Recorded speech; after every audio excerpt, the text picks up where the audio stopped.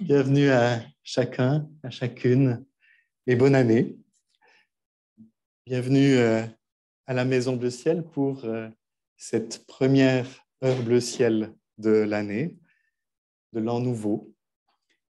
Bienvenue que vous soyez ici dans cette maison ou que vous soyez avec nous par Zoom. Bienvenue avec tout ce que vous êtes, tout ce qui vous habite. Nous sommes là pour répondre à un appel intérieur, celui de rejoindre la source, ce qui nous fait vivre. Puis en début d'année, il est de coutume de présenter ses vœux de bonne année. Certains le font avec plaisir, nous en avons reçu beaucoup. D'autres ont plus de peine à y croire et à y trouver du sens. Est-ce que j'en ai l'élan cette année de faire des vœux? Ou est-ce qu'il y a quelque chose en moi qui résiste? Et si oui, qu'est-ce qui résiste à cet élan de formuler des vœux qui sont en général des vœux de paix, des vœux d'amour, des vœux d'espérance, des vœux de santé? Mais peut-être que ce qui résiste en moi, en nous, c'est la question de savoir comment faire des vœux dans le monde actuel. Comment est-ce possible? Et peut-être plus profondément aussi la question de quel endroit en moi est-ce que je peux les dire?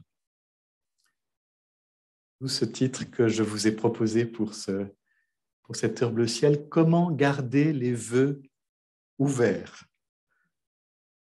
Comment garder les vœux ouverts sur la vie? Comment garder les vœux ouverts sur l'ouvert?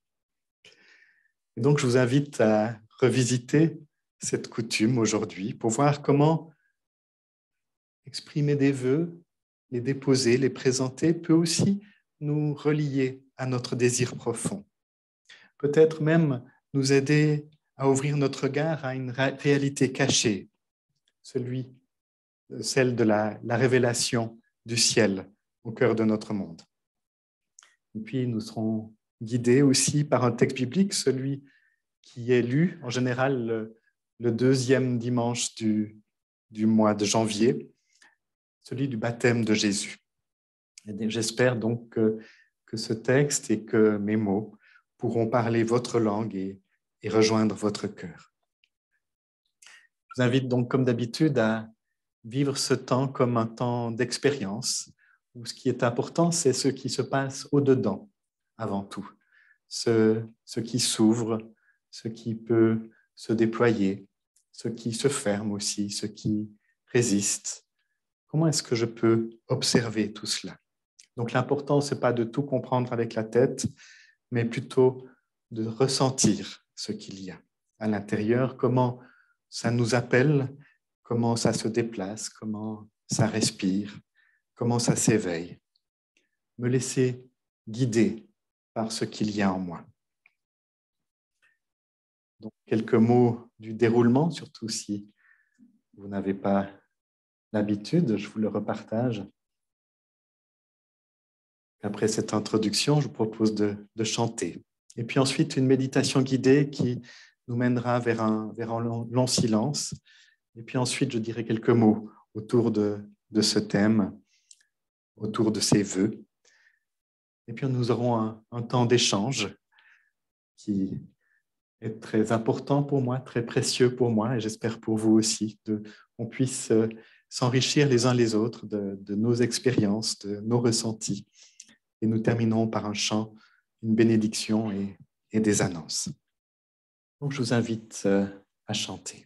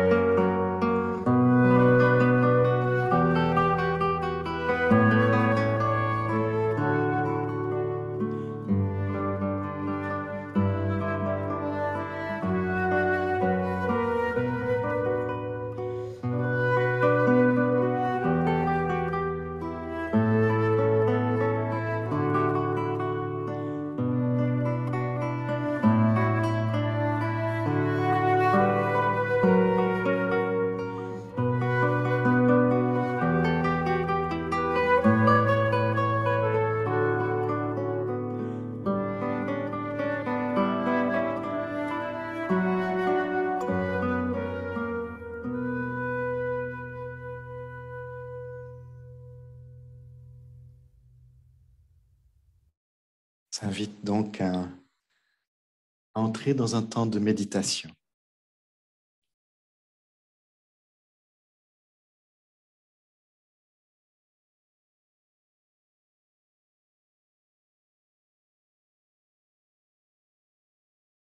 Je suis là, dans ce lieu.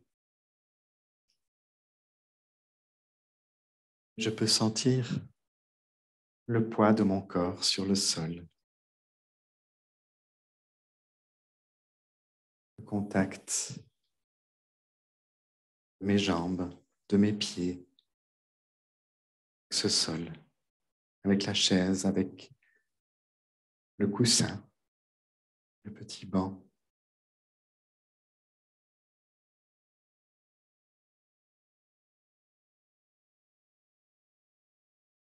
Je suis là. Je peux me déposer.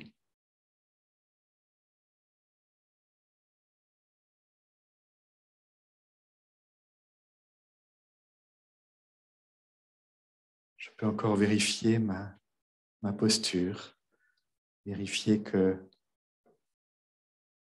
le dos est bien droit.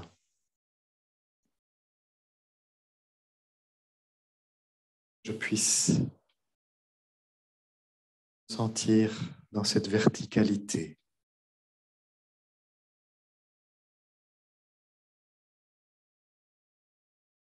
Sentir ou faire sentir à mon corps que c'est le temps de la méditation, le temps du silence.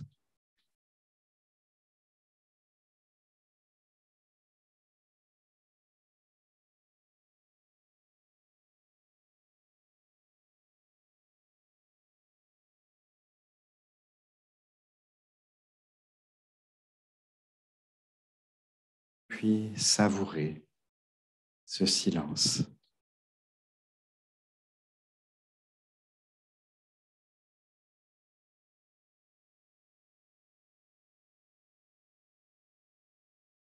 Comme si c'était la première fois.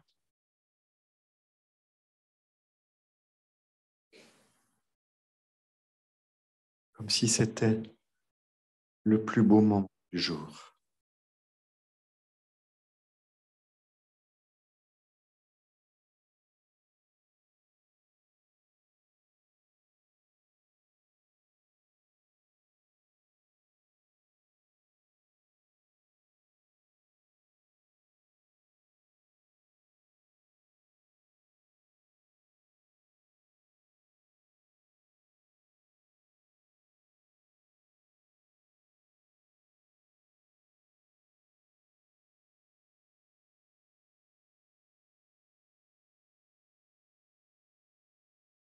Porte mon attention sur l'inspiration.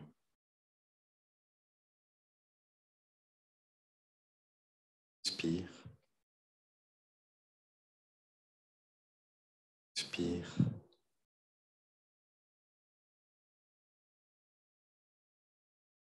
Je goûte l'air qui rentre et qui ressort un peu plus chaud.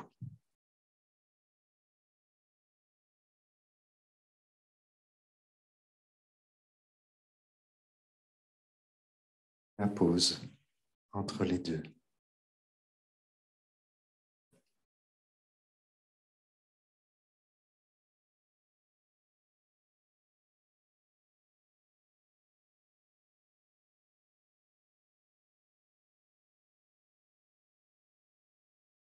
Respirer.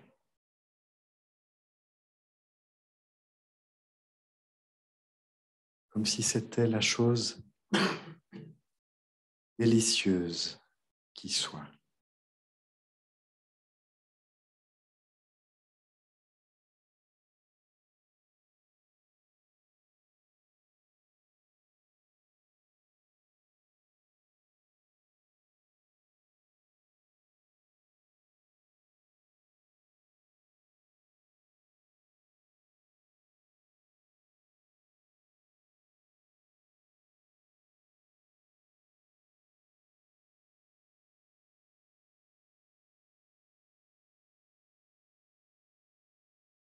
vie se déguste en moi, d'instant en instant.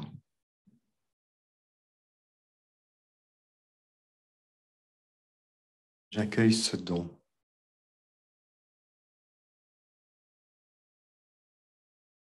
Je m'émerveille de ce que je suis en vie, de ce cadeau inestimable d'être là.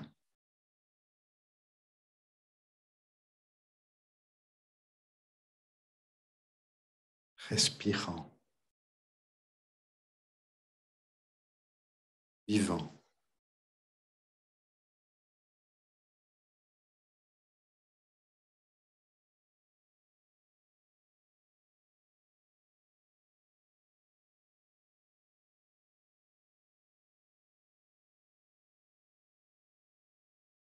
Si je le peux, je laisse en moi un merci, une reconnaissance infinie, en vie.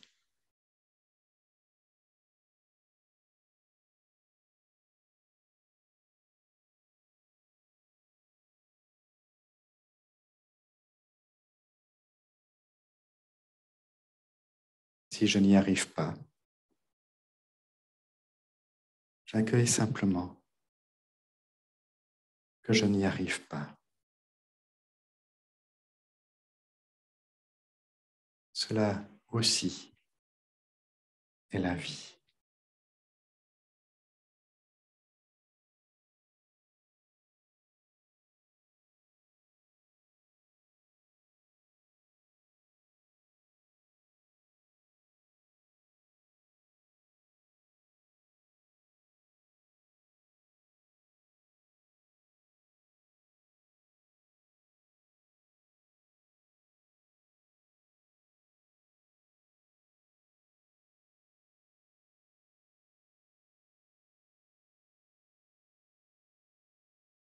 Je me laisse glisser dans cette respiration silencieuse en moi.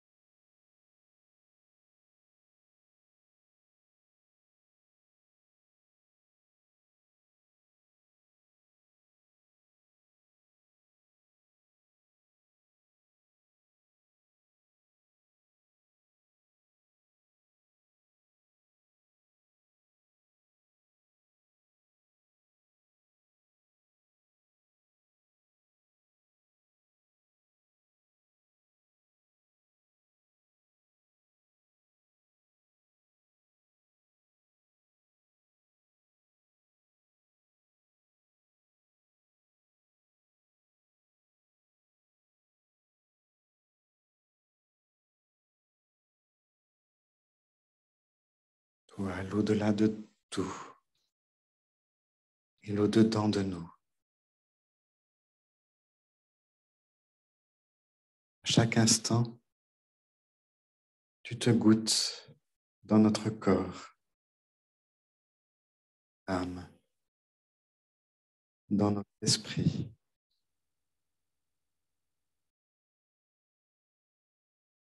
Au travers de notre existence, tu savoures la vie humaine. Tu t'en réjouis. Tu mets toute ta joie, chacune, en chacun d'entre nous. Nous sommes tes bien-aimés.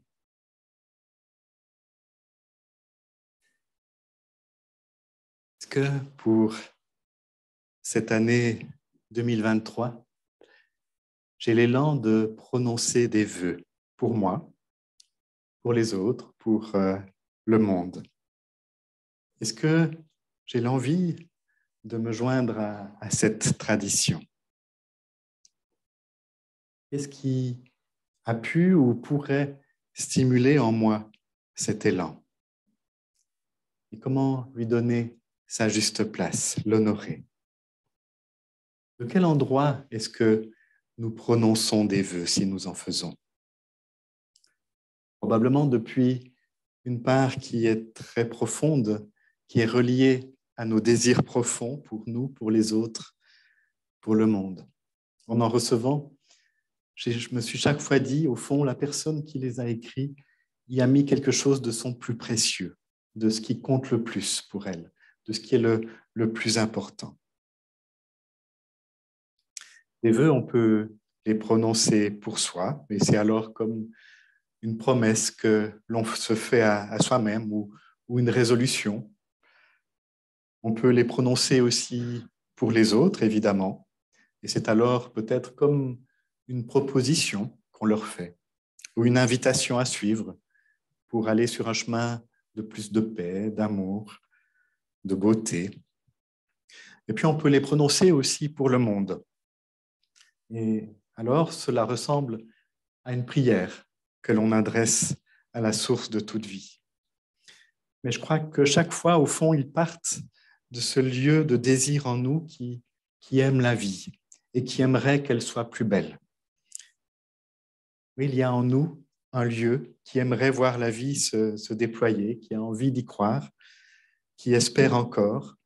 Et je crois que c'est un lieu qui est à chérir. Il faut en prendre soin.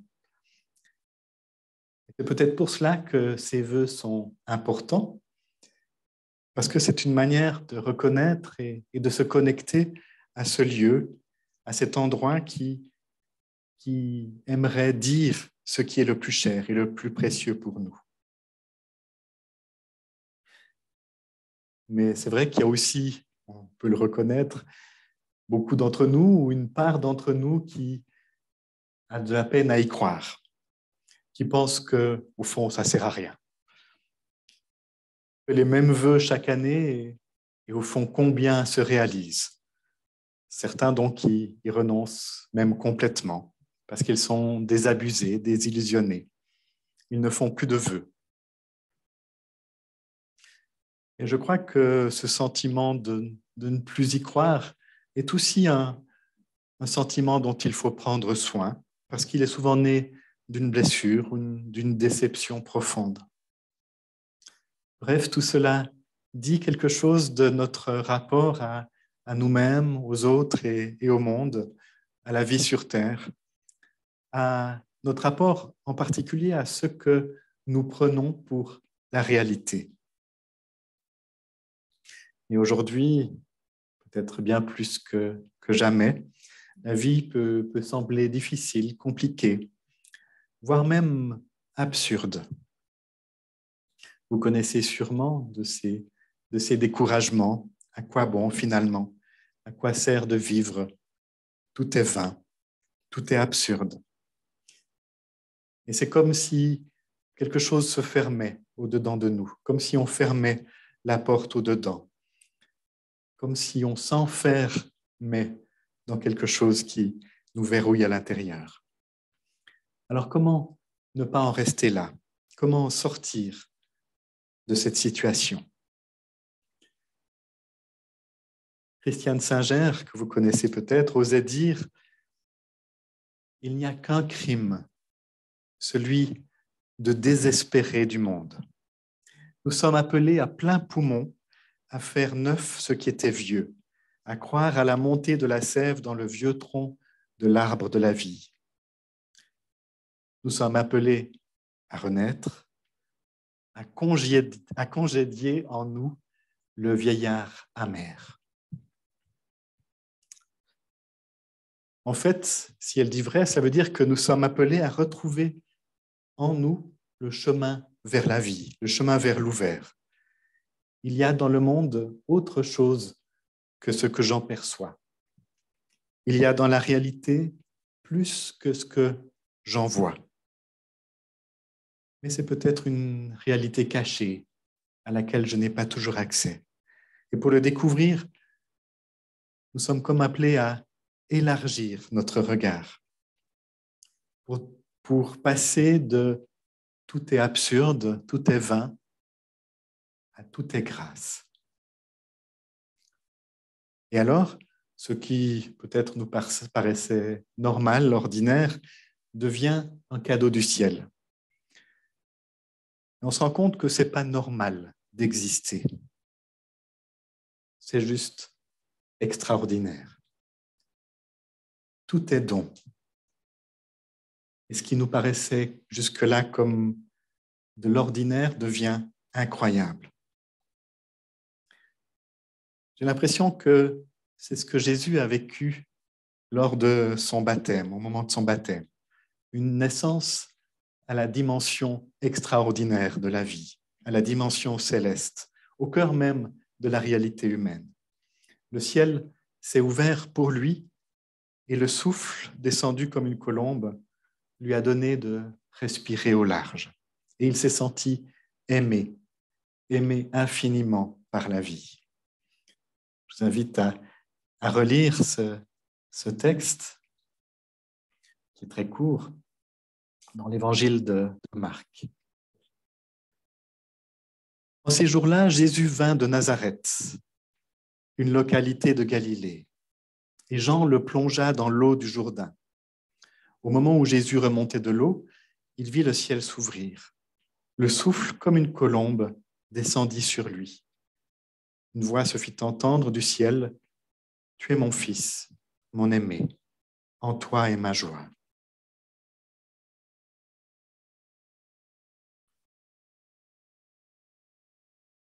Comment passer de l'absurde à la grâce, de la tristesse à la joie? Quel est le chemin de la découverte du ciel en soi? Il y a quelques indications dans ce texte.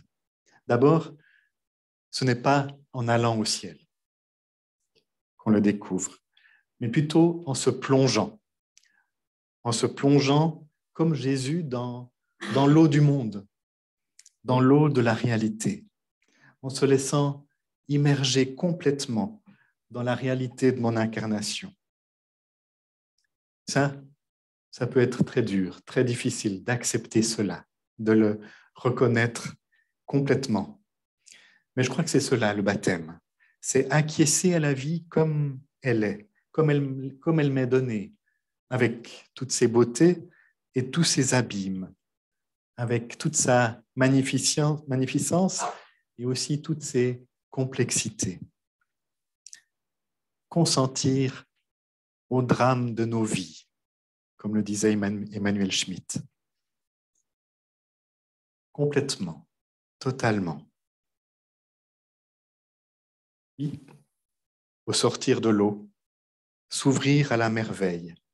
Dans ce texte, il est parlé de joie. Et je crois que c'est une invitation pour aller vers la joie, c'est-à-dire voir le merveilleux au cœur de notre quotidien, de nos rencontres. Et peut-être que pour cela, il y a besoin de ralentir, de ressentir, de percevoir. Mais c'est sans doute notre devoir le plus impérieux, comme le dit Christian de Singer. Notre devoir le plus impérieux est peut-être de ne jamais lâcher le fil de la merveille. Grâce à lui, je sortirai vivante du plus sombre des labyrinthes. Moi, cela veut dire cultiver une qualité d'attention dans la pleine présence à ce qui est. Prendre le temps de regarder à l'intérieur et à l'extérieur, de voir ce que jusque-là je ne voyais pas. Cueillir dans cet ordinaire de ma vie quelque chose de l'absolu. Parce que le sublime se niche dans tous les interstices du quotidien. Il y a quelques jours, nous avons vécu une expérience de découverte de l'ordinaire,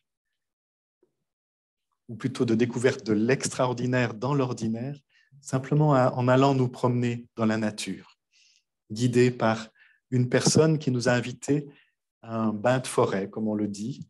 Ça s'appelle le Shinrin-yoku en japonais.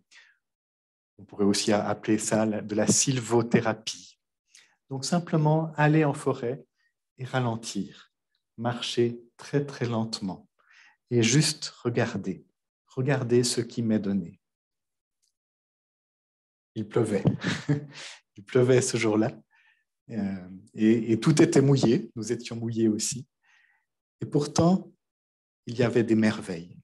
Il y avait sur le sol quelque chose de mort, c'est-à-dire des feuilles, et elles étaient couvertes d'eau, couvertes de pluie, et elles resplendissaient.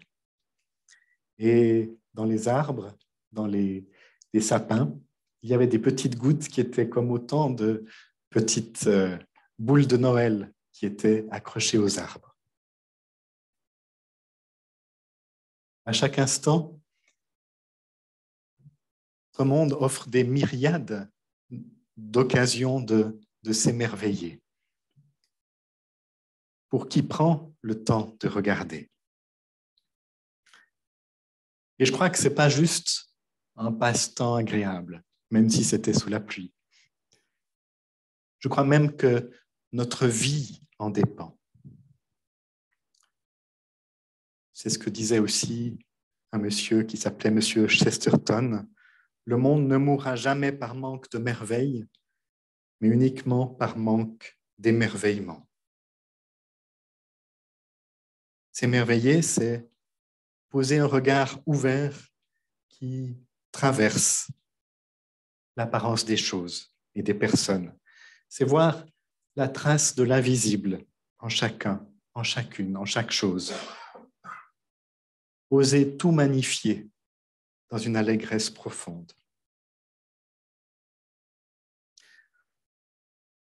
Mais pas beau, c'est vrai. Il y a aussi le malheur qui frappe, la violence qui s'exerce, la mort même qui s'invite. Et alors, effectivement, ça devient plus compliqué. Mais je crois que le chemin est pourtant le même.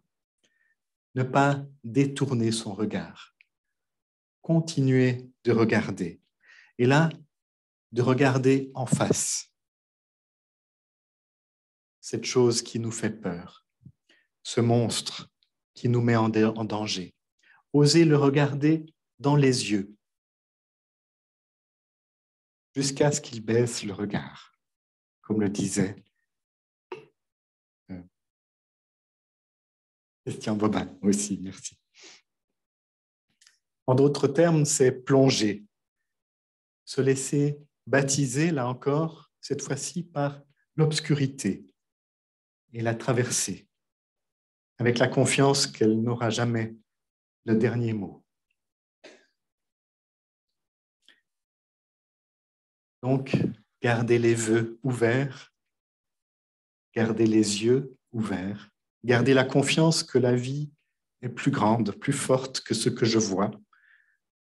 Soignez en nous cette part qui n'arrive pas à y croire, prendre soin en nous de cette part qui veut y croire. Parfois, ce n'est pas simplement le malheur qui éteint la flamme en nous, mais simplement notre paresse ou notre négligence. On laisse le découragement nous parler. On laisse les mauvaises nouvelles nous submerger petit à petit. On laisse les ténèbres nous parler. On laisse le monde refermer le ciel au-dessus de nous. C'est aussi ce que j'ai connu durant une période de ma vie quand je me suis laissé glisser dans le découragement, dans le défaitisme. Et tout à coup, il n'était plus possible de voir le ciel, de recevoir le ciel. Donc, faire des vœux, je crois que c'est aussi un travail d'observation, de qualité de présence, de méditation, et aussi un travail de vigilance en soi. Comme le disait Ethel Soum, c'est à nous de ne pas laisser s'éteindre Dieu en nous. C'est à nous de ne pas laisser s'éteindre la source de la vie en nous. Donc, cela demande un vrai engagement. Bien, c'est le vœu que je formule pour chacun, chacune d'entre vous, que vous puissiez prendre soin en vous de cette part qui croit à la vie et qui sait que cette vie est plus grande, plus profonde, plus large que tout ce qu'on peut imaginer, que tout ce qu'on peut voir, que tout ce qu'on peut entendre.